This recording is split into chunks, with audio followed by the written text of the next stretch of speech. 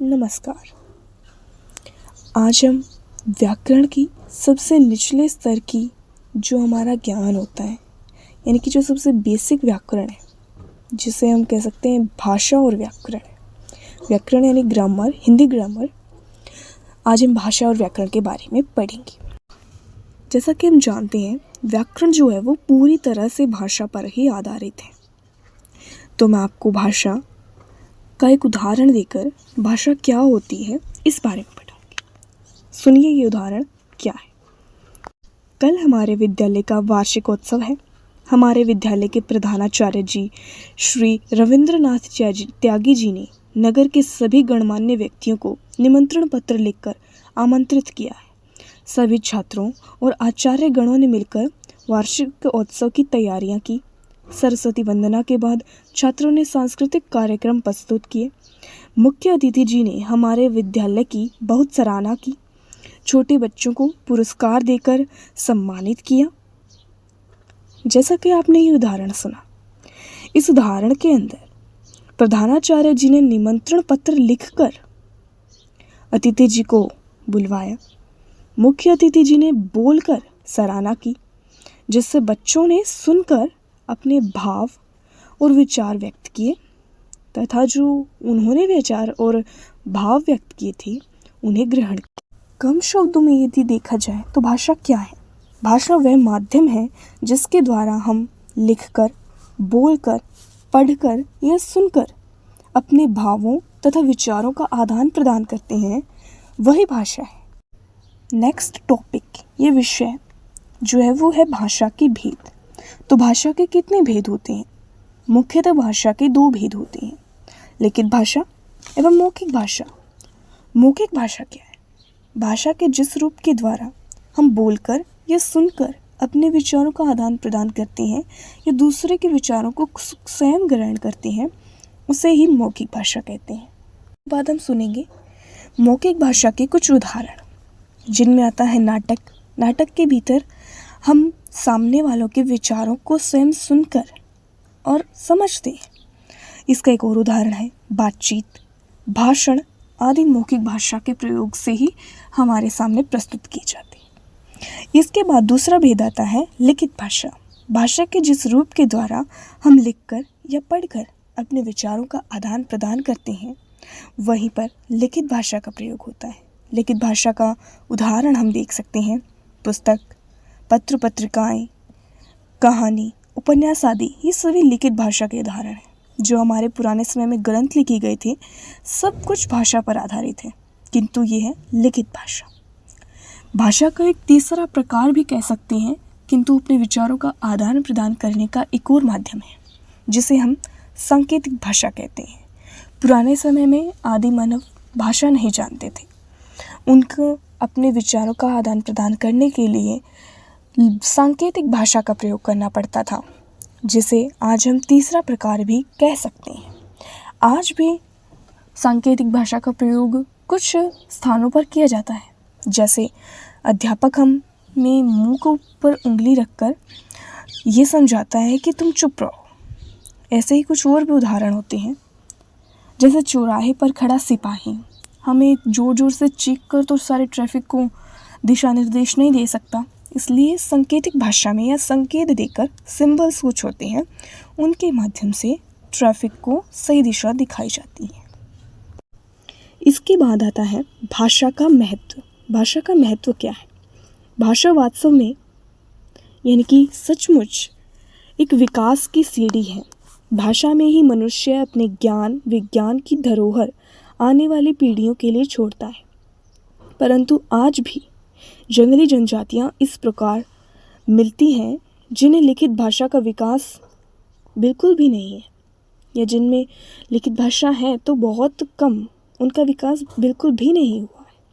भाषा के अभाव में उनका सामाजिक जीवन और विकास पिछड़ा हुआ है। सचमुच भाषा हमारी सभ्यता और संस्कृति तथा ज्ञान विज्ञान की प्रणतत्व है, यानी कि धरोहर है। हजारों वर्ष पहले हमारे देश में साहित्य, कला, ज्योतिष, गणित, भूगोल आदि के क्षेत्र में जो प्रगति हुई, सब कुछ भाषा पर निर्धारित है। भाषा आज भी हमारे पुराने ग्रंथों, ये जो हमारी पुरानी भाषाएं हैं वे ग्रंथों में संकलित हैं, जिनसे हम उन भाषाओं के बारे में अतिरिक्त ज्ञान भी लेते रहते हैं। भाषा और व्याकरण में अगला विषय जो आता है वह है बोली। बोली एक ऐसी चीज़ है जो होती तो भाषा ही है, किंतु हम उसे भाषा नहीं कह सकते हैं, क्योंकि ना तो ये राष्ट्रीय स्तर पर और ना ही राज्य स्तर पर बोली जाती है। बोली किसी क्षेत्र विशेष के लिए होती है। ये किसी स्थानीय भाषा भी हो सकती है, किसी स्थान की, किसी व्यक्तिगत स्थान की ये भाषा हो सकती है। यदि छोटे शब्दों में बोली को देखा जाए तो बोली भाषा का वह अल्प विकसित रूप है जिसका प्रयोग स्थानीय स्तर पर किया जाता है। ठीक उसी प्रकार वही बोली है। भाषा और व्याकरण में एक और छोटा सा विषय आता है जिसे हम कहते हैं मातृभाषा। मातृभाषा वह भाषा होती है जो एक छोटा बच्चा अपने जन्म से ही सुनता है और फिर उसी को बोलता है। जो अपने माता पिता से वह सीखता है या सुनता है, बाद में वह उसी को बोलता है, जिसे मातृभाषा कहा जाता है। इसे यदि छोटे से शब्दों में देखा जाए या एक वाक्य में पढ़ा जाए तो किसी व्यक्ति द्वारा सबसे पहले बोली जाने वाली भाषा को ही मातृभाषा कहते हैं। इसके बाद अगला विषय है राष्ट्रभाषा और राजभाषा। अलग अलग राष्ट्रों की या अलग अलग राज्यों की अलग अलग भाषाएं होती हैं, जैसे पंजाब की पंजाबी, उड़ीसा की उड़िया, तमिलनाडु की तमिल आदि।